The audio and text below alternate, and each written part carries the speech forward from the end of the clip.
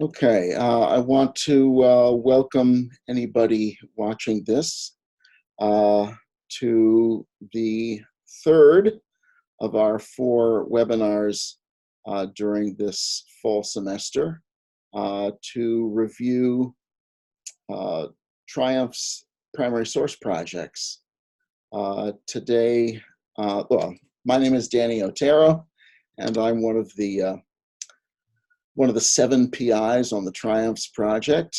And I want to welcome Mary Flagg, who is a multiple author of projects for Triumphs. I'm talking to you from my office here at Xavier University in Cincinnati. And I'm bringing you here from Houston, Texas. okay. Before I turn the floor over to Mary, I would like to say a few words about the Triumphs project. Mary, would you release the screen, and Sure. I'll show the Triumphs website. Let's see. Here it is.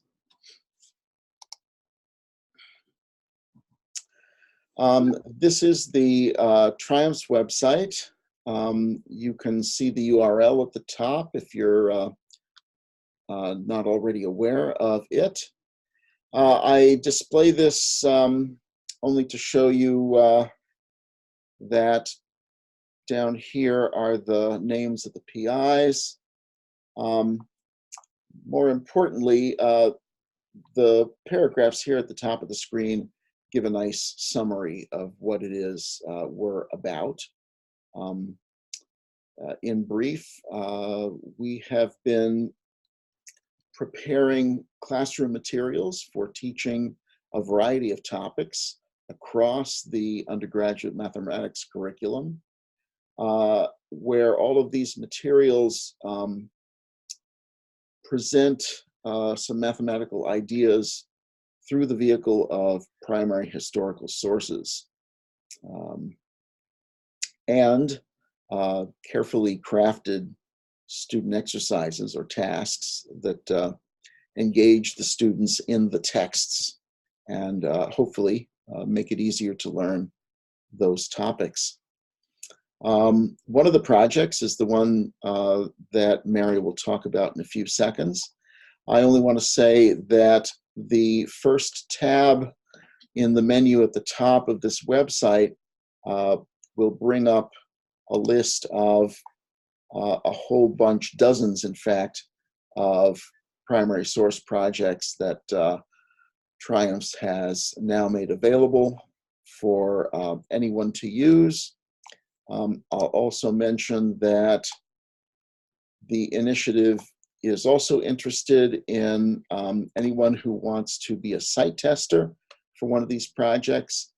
Site testing is a more formal process of implementing one of these projects where you and your students share data with RPIs who are trying to use it to answer some research questions. Nonetheless, that's not the only way you can use these projects. You can use them without formal site testing. All the directions are here at our website. So I'll set that aside for now, and let me release the screen and turn it over to Mary. Mary, tell us about your project. Okay. Well, hi. First of all, I'm Mary Flagg. I am an associate professor of math at the University of St. Thomas in Houston, Texas. I have been involved in the Triumphs grant since its beginning, purely as a, gosh, that would be fun. And lo and behold, they let me play. But I have loved the history forever and discovered the 9 chapters on the mathematical arts years ago when I was invited to help put together curriculum for a history of science and math course in the education school at the University of Houston. And I discovered how beautifully and simply they explain things.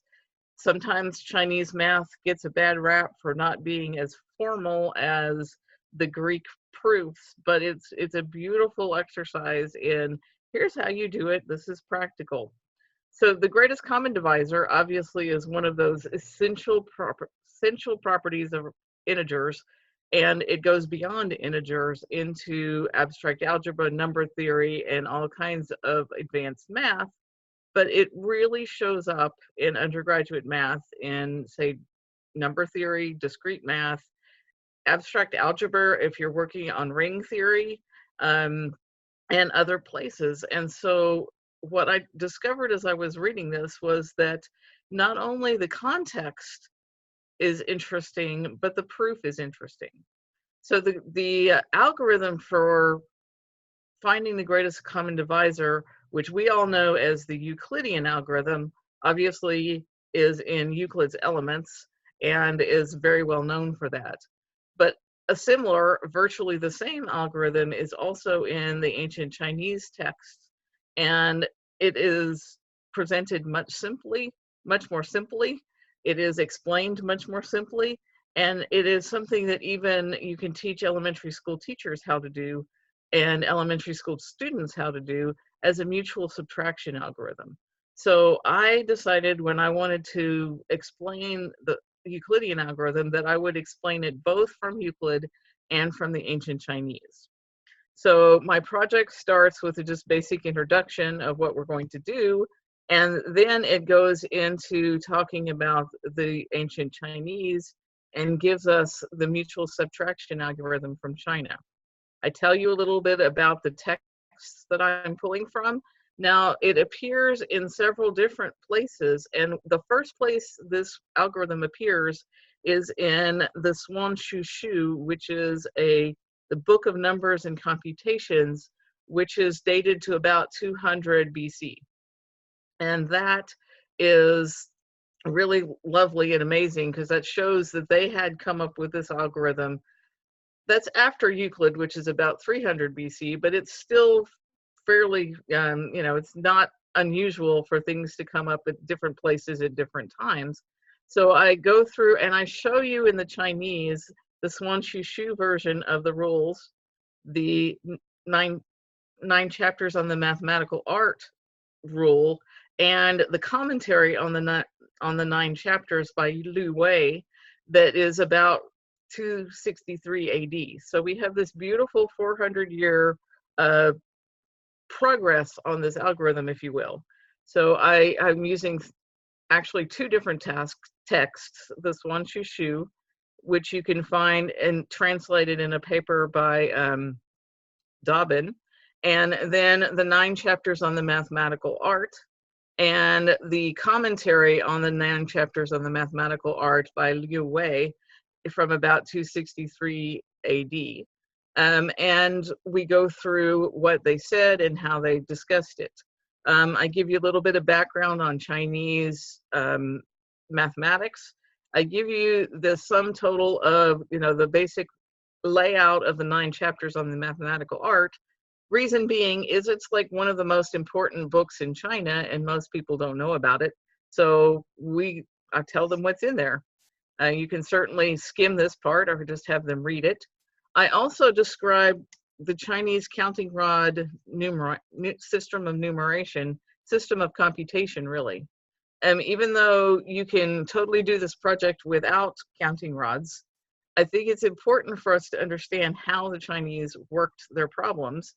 And when the algorithm says lay down this number and lay down that number, it's talking about put the counting rods down. So they used counting rods as just physical manipulatives, and you'd lay them out on a carpet or a board or a mat of some sort.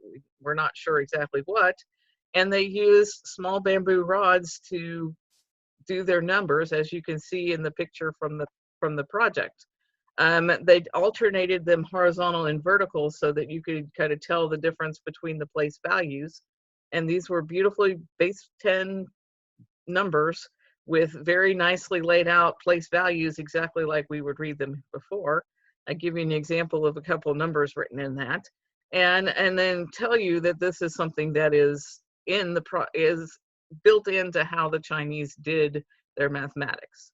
So the Chinese algorithm, I start by giving you the algorithm from the Swan Shu Shu, which is a very simple listing actually of 3 different versions of a rule for simplifying fractions. And I ask the kids to read this and ask them to identify the 3 different rules, to notice that 2 of them are very similar, just differently worded, and then the middle one is not. The middle one says another rule for simplifying fractions says if it can be halved, have it. If it can be divided by a certain number, divide by it. Well, that's how we usually simplify fractions. That totally makes sense. The other 2 rules talk about subtraction and subtracting successively numerator from denominator, and using the remainder, subtract it from the numerator. So it's subtraction, bigger number minus smaller number. And this is the mutual subtraction algorithm that is essentially equivalent to Euclidean algorithm. So I asked them to practice this with some fractions.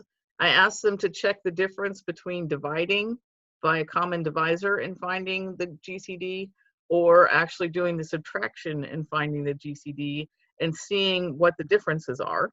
And the interesting thing is that my students told me that it was much easier to divide by 2 to divide first and then do the mutual subtraction algorithm because it took less steps. Turns out it doesn't take less steps. The numbers are smaller. So that's why my students liked dividing by 2 first. So we go through this practice, and then we come across the 9 chapters version. And the 9 chapters version is fairly simple, but it now gives us the name of this equal number, which is what's called the Ding Shu in Chinese. It is a very simple algorithm. You take the 2 numbers, you lay them down. At each step, you subtract the smaller number from the larger number and leave the smaller number alone. Keep doing that until the 2 numbers the 2 remainders are equal. That is the equal number, or Ding Shu in Chinese, which turns out to be the greatest common divisor of the 2 numbers, which is of course the number that you can use to divide top and bottom of the fraction by to simplify the fraction. And I asked them to take a look at these instructions and work through this carefully and do several examples. And I asked them also to generalize the algorithm with integers a and b. Then I asked them to find the GCD of a larger number. It's the same process. They complain because it's a lot of subtraction. And eventually they figure out how to do division with quotient and remainder because they get tired of subtracting so many times. But nevertheless, that's what this is. And then we talk about justifying the algorithm. So the second important part of this is an exercise in proof and methods of proof and acceptable proof techniques in different times in different places. And so we've come across, first of all, Liu Wei's instructions on why we need to simplify fractions. This is somewhat superfluous to the whole goal of finding the greatest common divisor, but this is like one of my favorite quotes out of the 9 chapters. It's just so beautiful to say that 2/4 can be expressed in a more complicated way as 4/8 and as a simpler way as 1/2. I think his comments on fractions are beautiful, and I wanted to include those. And then he says that the mutual subtraction algorithm works because that all of the remainders are simply multiples of the equal number. And so what I do is ask them if they think this is a fair explanation. And then we walk through with concrete examples why this algorithm actually works. And I give them the idea of the egg carton in particular. So I asked them to work through this with specific examples, and then I asked them to look at very simple numbers, 36 and 60, but why, when you do the subtraction, do you get the greatest common divisor and not just a plain common divisor? And so we explore the ideas of 2 numbers that have a lot of common divisors, and turns out that the equal number is the greatest common divisor, not a just a simple common divisor. And then I also give them an example of the egg cartons. If you have 36 and 60 eggs and you start subtracting one from the other, you never have to open your egg carton that has a dozen eggs in them, and have them sort of help that be concrete as they're discovering what the why the algorithm works. And then I basically finish this section with a quote from another translation of Liu Wei's explanation, that subtract the smaller number from the greater repeatedly because the remainders are nothing but the overlaps of the GCD. That says it all in many ways, and I that one is also one of my students' favorites because it's pretty simple. Then we turn our attention to Euclid, and we have a little bit of a history background on Euclid, not much because we don't know a whole lot. A little background on Euclid's elements, what's in there, because most people recognize Euclid's elements as Euclidean geometry, but there's actually a fair amount in there, including 3 books on number theory that many students may not know about. And I go through the number theory definitions because we want to sort of center ourselves in what Euclid thought of as a number and how he understood division and how he understood multiplication. And in order to do that, we need to read his definitions. So I have them read a portion of the 22 number theory definitions at the beginning of book 7. There are more. Many of them are like an even times an even number and an odd times an odd number, and there's some more that are more detailed that I didn't think were necessary. And I asked them questions about how I asked the students to respond to understand these things. This part of the project actually takes a long time, longer than I originally thought, because the students are really struggling with their understanding of what Euclid is saying and what's the difference between what Euclid said and what we understand. And I really want them to sort of get in Euclid's head and think of it his way. And his division and is really based on geometric links. So when we talk about A divides B in modern terms, he's talking about one line segment being 3 copies of another line segment or 4 copies of another line segment.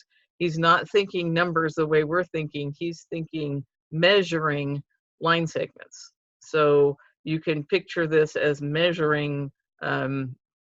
I use stacking blocks with my elementary teachers to explain this, and actually brought the stacking blocks to my discrete math class to do the same thing, to understand what he's talking about when he says divide, is to create a line that is, you know, X number of blocks long and work through his definitions. In particular, Euclid defines a number to be a multitude of units. So when he defines a number, 1 is not exactly treated like the other numbers. And so when he introduces the Euclidean algorithm, he introduces it in 2 propositions. The first proposition is when the greatest common divisor of the 2 numbers is 1, when they're relatively prime. And then proposition 2 is when you actually have a greatest common divisor that is a number, in his language, that is greater than 1. When I'm introducing Euclid, what I do first is introduce proposition 1, which is just the explanation of how you find the greatest common divisor, and you do the subtraction algorithm, because it's essentially the same as the Chinese, but it stops at a different place, which in Euclid it says if a number which is left never measures the one before it until a unit is left, the original number is prime to one another. So he's saying the less being continually subtracted from the greater until one remainder divides the one before it. So we're not looking for an equal number. We're stopping when one of our remainders is a divisor of the remainder before it. And so I want them to actually play with the subtraction and get the idea of what's different between this and the Chinese before we dig into the formal proof, because that is a little bit more intense and it can overwhelm them before we get the punchline. So we wanted to go ahead and do this. And for Euclid stuff, I asked them to do this with specific numbers before I asked them to generalize, because it's really needed to understand how it works to actually physically do it, whether that is with numbers on a piece of paper or whether that is with line segments built from stacking blocks or some other physical manipulative. It helps to do it, and then it's much less intimidating. And so I asked them to do this with regular numbers before I asked them to formalize. So we try this with regular numbers. We try this with numbers that are not prime to one another, that actually have a greatest common divisor greater than 1. And then I ask them to check out the proof. So I present the proof, and then we walk through the proof, and we ask step by step where, how the proof works. And I start the proof by actually having them do this with concrete numbers that the proof works wonderfully for, and then ask them after that to explain this in general. And then we go on to proposition 2, which I present in total, because now we have seen how the subtraction works, and we read the proposition in total, look at the diagram that goes with it, and then I ask them to first, before we start working on the proof, look at the porism. For it is manifest that if a number measures two numbers, it will also measure the greatest common measure. In other words, if any other common factor of the two numbers is a factor of the GCD. I just had this discussion in abstract algebra yesterday. So it is this is an important purely corollary to his proof. So I asked them to look at Euclid's porism, and then we go back through and go step by step for the proof, first with concrete numbers so they see how it works, and then in formal language with formal reasoning. And then, and this takes a couple of tasks to go step by step through this. I also have them do two numbers that, of course, the algorithm works on, but it takes more steps than Euclid's proof. And I ask them, is this okay? And is Euclid's proof invalid because the last remainder, according to the proof, is not the final remainder in the subtraction algorithm? It takes more steps. And so then I ask them, well, what would you do? And how would you explain the proof? And it really is simply there's just more steps. And then I ask him, do you think this is do you think this is a good proof? Afterwards, now that we've done both Chinese and Euclid, I ask them, we go through a modern derivation of this with formal abstract language of division with quotient remainder, the well-ordering axiom, the division algorithm. We prove the division algorithm. We then talk about the A divides B in formal abstract language. And then we go through the proof, and I ask them to do the formal definition of the greatest common divisor. And then I give them the Euclidean algorithm in a version of modern notation. And this actually is where I met it when I first met it, and it looked incredibly intimidating. But hopefully by the time they get to here, they will notice that the notation is maybe a little intimidating, but they already know how to do it. And then I give them two versions of the proof. The first version of the proof is very straightforward, similar to Euclid's proof, where you prove that the last remainder is a common factor, and then you prove that it's the greatest one. The second version of the proof is one that sort of works one step at a time in the Euclidean algorithm, because at each step we can show that the GCD of the two numbers is the same as the GCD of the smaller number and the remainder. And so basically at each step you have not changed the GCD. So therefore, however many steps it takes, it doesn't matter, you're still, the GCD of your original numbers is still the GCD of your last numbers, in which case that last number is one number and something that it divides, so we know easily how to find its GCD. So I asked them to do both versions of the formal modern proof, and then we compare proof methods, and I introduce some basic concepts in how the differences between Chinese proof and Greek proof. I introduce them. I have a quote in here from Dobbin that beautifully said that the Chinese just didn't have that abstract logical language that Euclid had at his disposal, and things like proof by contrapositive, or I mean proof by contradiction, just didn't exist in ancient China at the time. So it's no surprise that they did not prove things by contradiction. And so I, asked them to take a look and think about both what's the difference between them and then what's similar between them.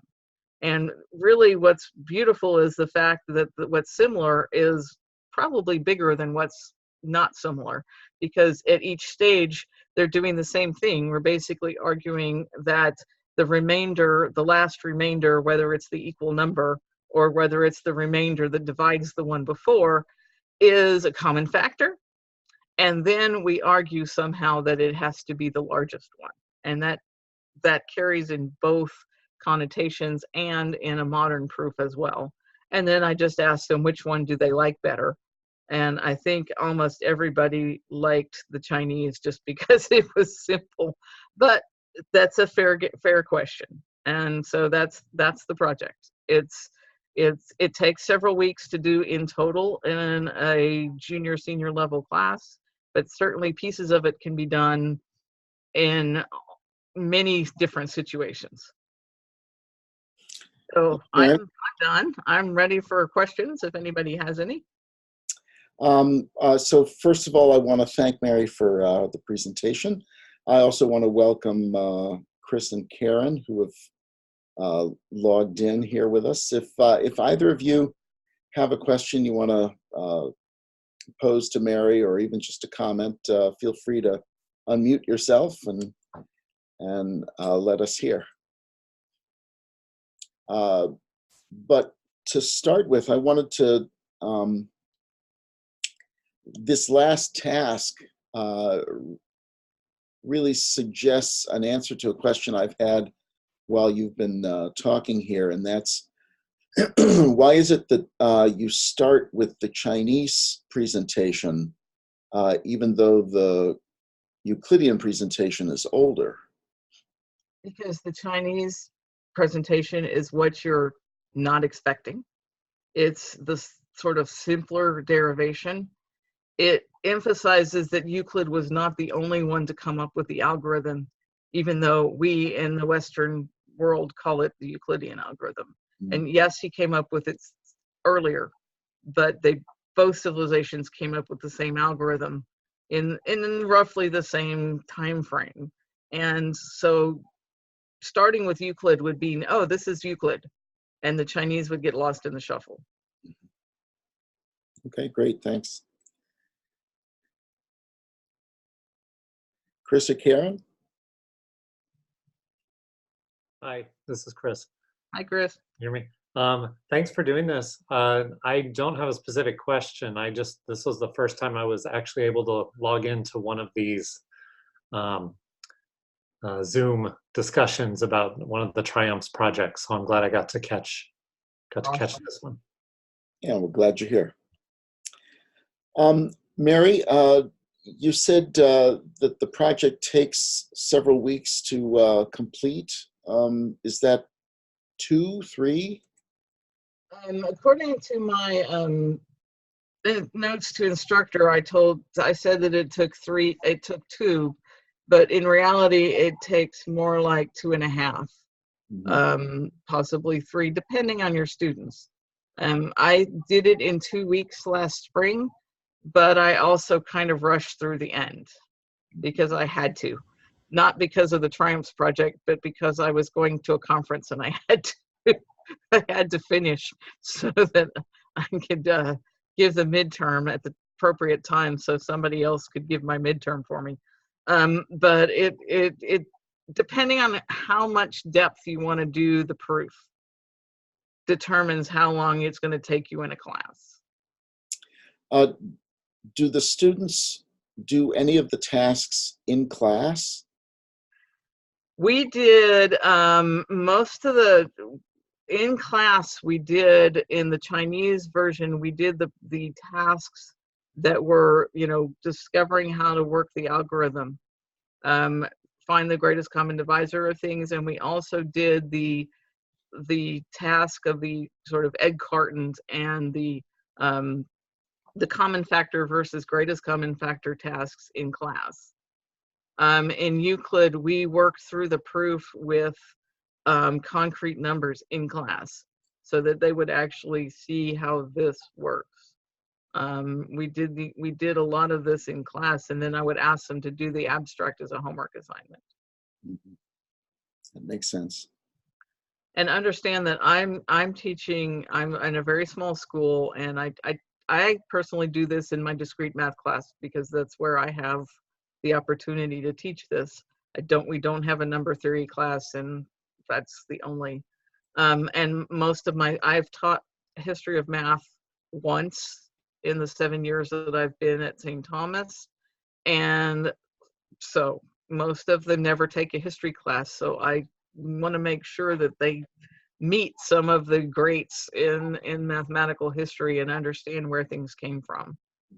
So I spend a little bit more time possibly doing some of the historical background than other people might.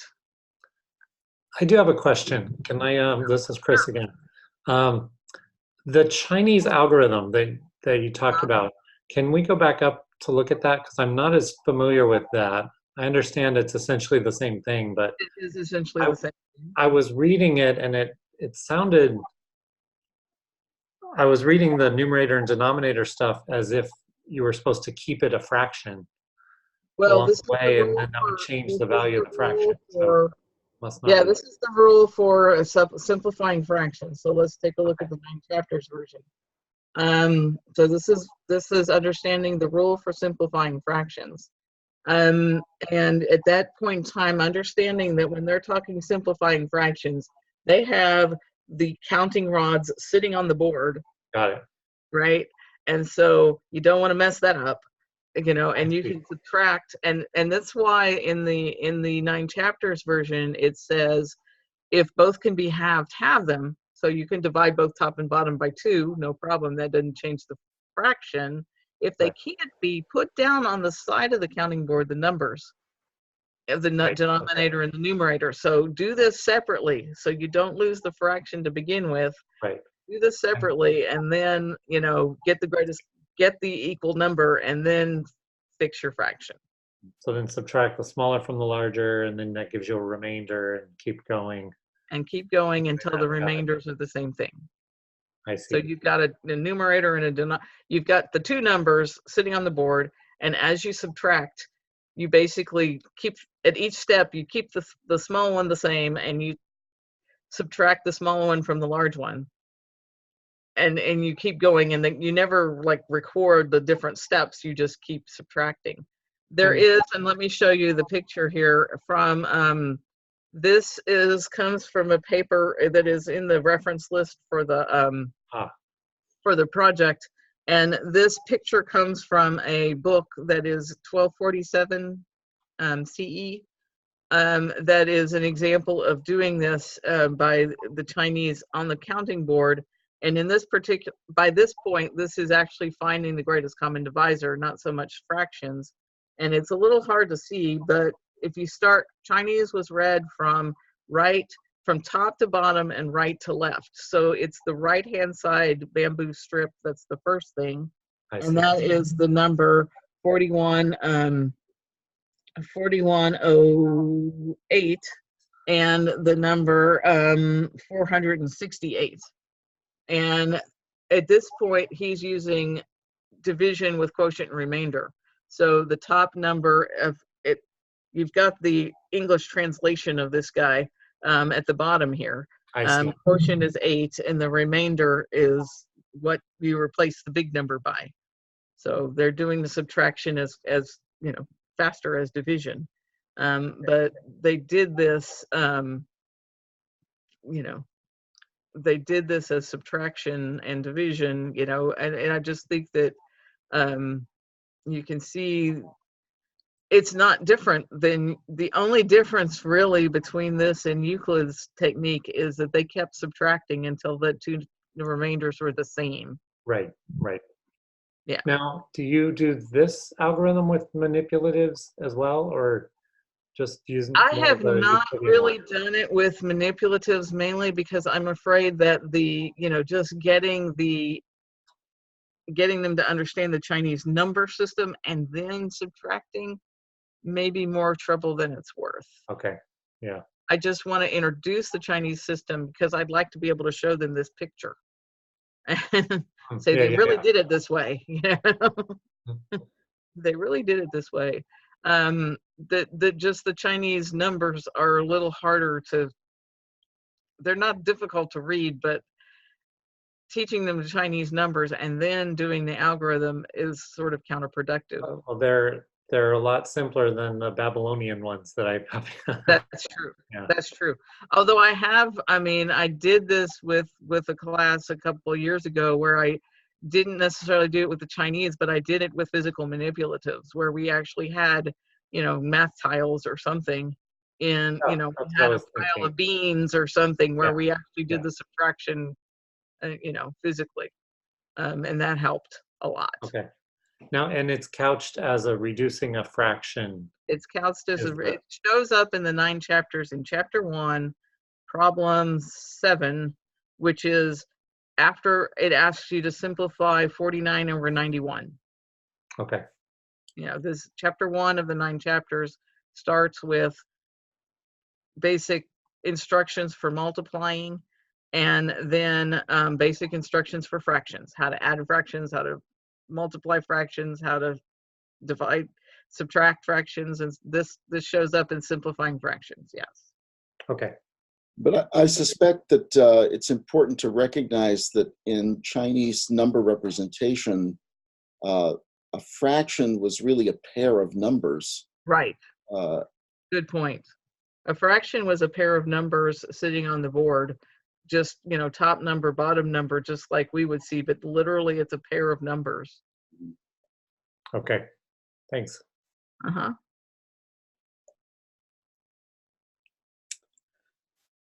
Another question for Mary?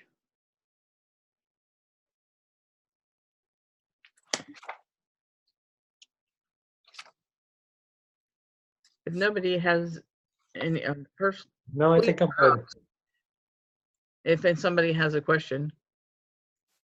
And I just wanted to comment that what this project is one of, this is my second project. My third project is to create a version of this that is simple enough for, say, elementary school pre-service teachers, which I'm in progress of editing and actually making simple enough to understand. But what I really love about Triumph's PSPs is the fact that we get to meet, we get to know that this stuff didn't come out of thin air. We get to see that, oh, somebody thought of this. And 2 different people thought of this, and they explained it in different ways. They did it in different contexts, but it came out to be the same thing. And so when we say there's only one way to do something, that's usually not true. And so I think it's beautiful to show 2 different ways that people came up with the same algorithm. Great. Nice. Well, thank you, Mary. You were quite welcome. Thank you. Thank you. Yeah, thank you, Chris. Thank you, Karen, for participating.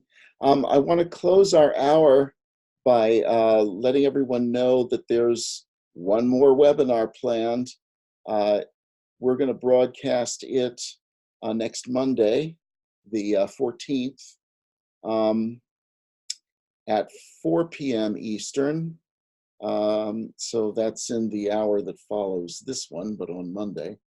And I'll be the presenter, and I'll present a project that I put together this past summer that uses Al-Khwarizmi to complete the square to solve the quadratic equation. Anyway, and I will say comment that I have thoroughly read that project and it's wonderful. okay, thank you. It's a wonderful exercise. Yes, go ahead. We'll talk more about that on Monday. Anyway, thank you, Mary, again, and have a good weekend, everyone. All right, thank Thank you. you too. Yep. Bye now.